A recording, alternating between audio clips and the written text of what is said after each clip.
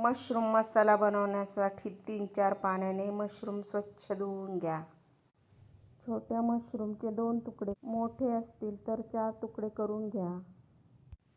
कांदा, टोमॅटो, लसूण, काजू आणि आल्याचे तुकडे पॅनमध्ये तेल घालून मऊ होईपर्यंत 5-6 मिनिटे परतून घ्या.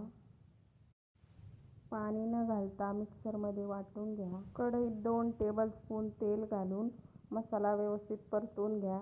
लाल मिरची पावडर, हळद, धने, जिरे पावडर, घरगुती मसाला, किचन किंग मसाला, 1 चिमूट हिंग, कसुरी मेथी, सुके मसाले घालून परतून घ्या.